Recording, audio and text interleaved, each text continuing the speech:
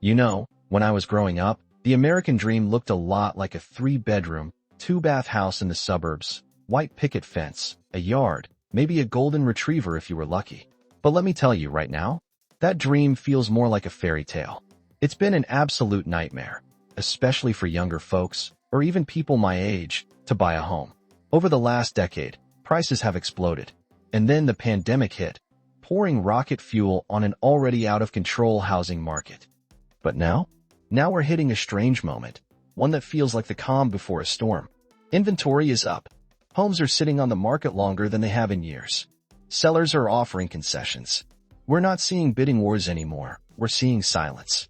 But here's the kicker. Despite all that, most Americans are still completely priced out of owning a home. The system is broken. The single-family home, that iconic symbol of the American dream, is no longer within reach for millions. But here's where it gets interesting. A new report from Berkshire Hathaway Home Services is saying something that might shock a few people. And honestly, it makes a lot of sense. We may be headed back to the past. Multi-generational living. That's right. Parents, grandparents, children, sometimes even cousins, under one roof. Not out of luxury, out of necessity. And look, this isn't new. Until the 20th century, this is how families lived. But as America became wealthier after World War II and suburban sprawl took over, we began chasing independence. We told ourselves that success meant breaking away. Now, that fantasy has a price tag, $500,000 and climbing. In 2010, 1 million American households were multi-generational. By 2020, that number jumped to 6 million. And in 2025, we're on track for even more. Berkshire Hathaway predicts that we're entering a full-blown paradigm shift. Builders and remodelers are starting to eye this trend not as a side market, but as the market. It's not just about affordability. It's about care. Aging parents, young families with kids, college grads who can't afford their own place. We're starting to lean on each other again. And I'll be honest, I think this could be the best thing to happen to America in a long time. Because for decades, we've watched the American family fall apart. Disconnected. Isolated. Living alone in separate boxes, each trying to survive under the weight of rising costs and shrinking community. But multi-generational living? It's not just a way to save money. It's a way to rebuild connection. In countries like Turkey, where my wife is from, this is the norm. Her grandmother lives either with her mother or her brother, depending on who's helping at the time. And it's not seen as a burden. It's a duty. It's an honor. That's the key difference.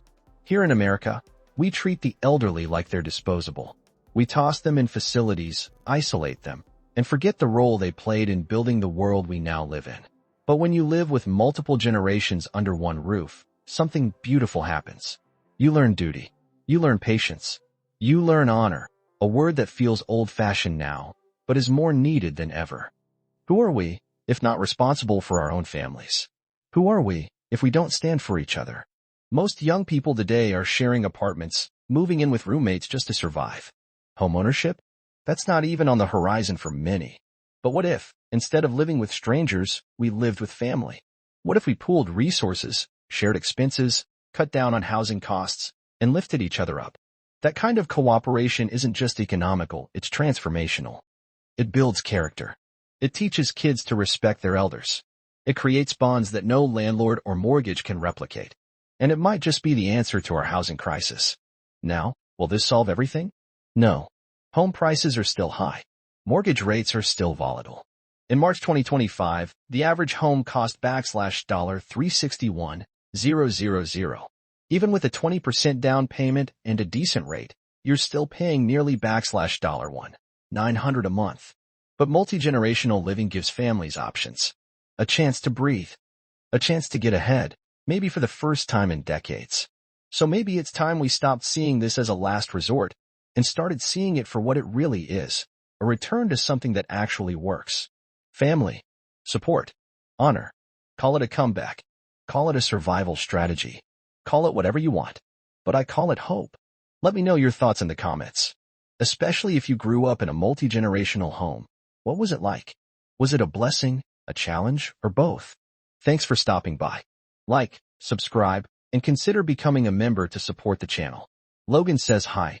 Yes, it's windy for him too. And remember, maybe we're not just individuals trying to make it alone. Maybe we're families, rediscovering what it means to stand together.